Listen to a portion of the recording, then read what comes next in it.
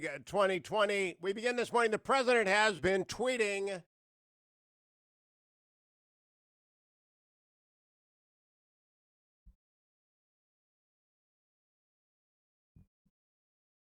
"33 minutes ago, the president wrote, new papers make clear in caps that the Obama administration spied in caps in an unprecedented manner on the Trump campaign and beyond, and even on the United States Senate. Nobody would ever have believed that this level of illegality and corruption would be taking place in our beautiful USA. He is right about all of that. Then, 26 minutes ago, all in caps, Obamagate makes Watergate look like small potatoes. We will see. It is very, very alarming.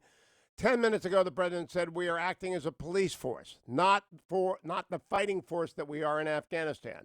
After 19 years, it is time for them to police their own country.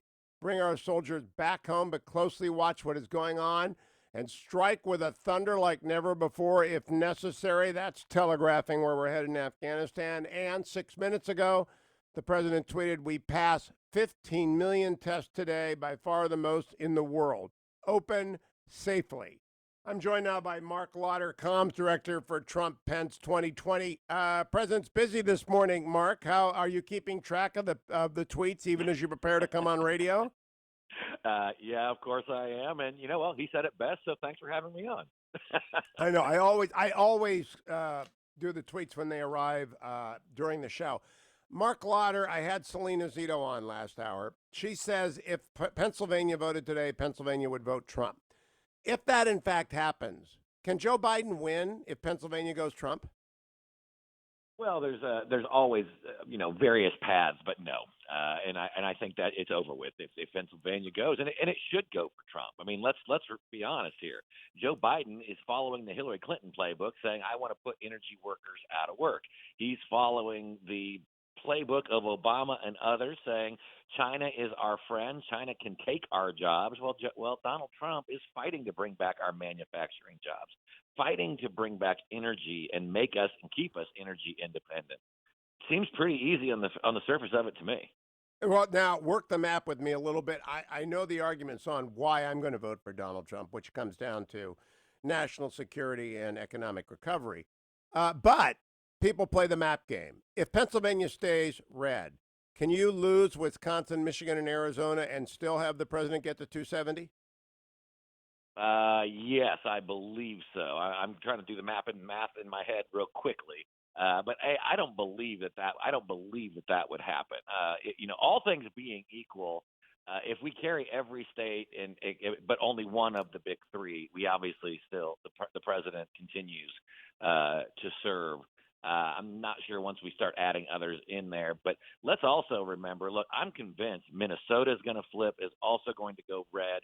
New Hampshire is going to go red because we came so close in both of those states in 2016, and I believe there is a good chance that there will be some other states that flip and go red as well. Yeah, the reason I bring this up is I have watched a rather concerted effort on Twitter from partisans of a declining Joe Biden. And I say that just because he refuses to campaign. He will not come out and campaign, and I worry about his energy and ability to do so.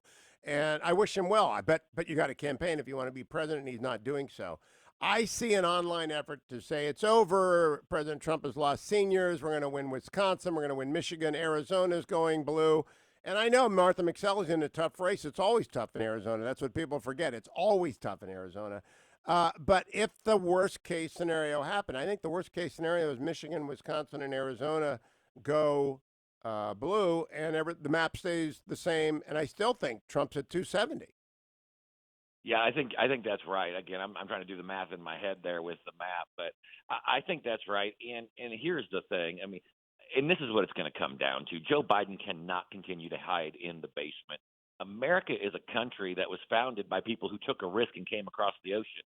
Then they explored the West. Then they went to space, and they fought wars that the rest of the world needed us to fight and win. We are a country that takes risks, not hiding in a basement cowering. That's not how we're going to make America great again. It's not how we're going to bring back jobs. And Joe Biden is going to look very weak. He's already weak on China, worse than Chamberlain. I think this is going to be bad for him if he keeps this up. Now, Mark, there have been two Twitter controversies, actually two political controversy, one on Twitter, one on podcast. Charlemagne the God and Joe Biden were talking, and Joe Biden said, if you don't decide between Trump and Biden, you don't want Biden, you ain't black. And the president's gone after Joe Scarborough, calling Cold Case Joe. Both have drawn a lot of criticism.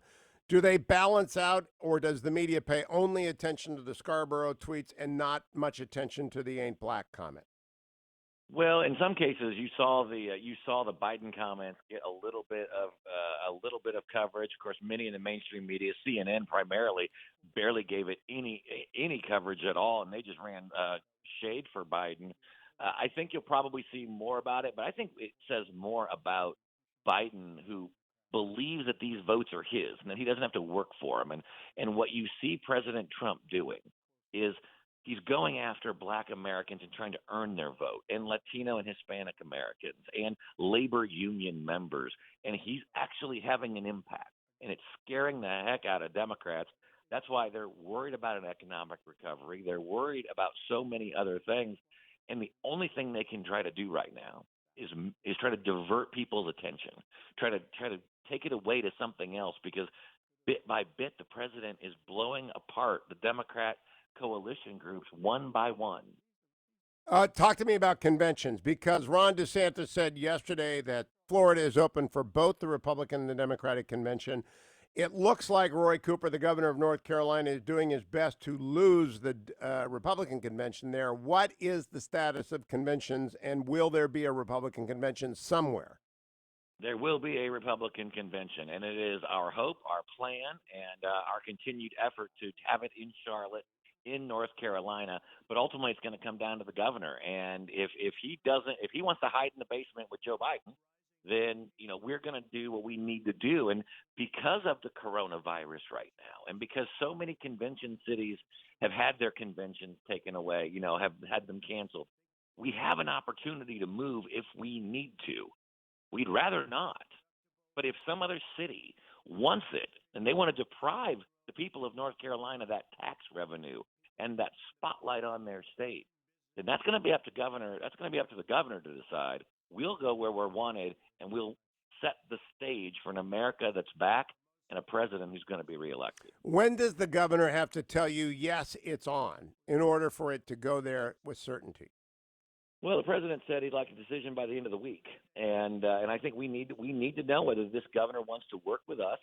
And we've already, the Republican, the RNC has already hired a medical professional, a public health official, a doctor to help work with local health officials, the national officials, and all of the security apparatus to make sure that we can do this convention safely.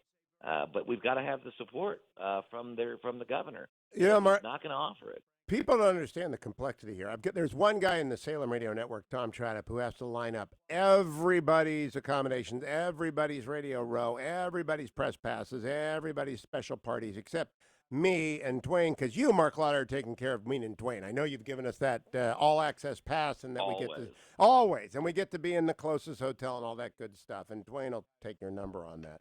But the complexity level of a move is extraordinary. Could it actually possibly move? Well, I think, with 3 months' notice, you could probably get something put together. With 3 weeks' notice, it would be very difficult to do. And so that's why I think the president is rightfully saying to the governor of North Carolina, we're not talking about the governor of New York or California or Washington State where they've had hot spots. We're talking about the governor of North Carolina saying, will you work with us? Will you give us your pledge that you're not going to play politics with this and try to shut us down at the last minute? And we'll see what he says. We need a date certain, a declaration. It's a go so that everyone can make their plans. I do think that's a reasonable requirement because, like I said, Tom Tradup, for every network, there's one person who's scratching their head saying, what the hell do I do, right? No, you're absolutely right. And we have teams of people who are in Charlotte and have been there for more than a year getting ready for this thing. And if we need to pick up and do and basically move the map to somewhere else, then we need to get started, yesterday. All right, Marc Lotter, don't give away those all access badges. Dwayne is going to pick up the phone and find out where he picks those up on the first day. We always got to make sure we work the refs a little bit.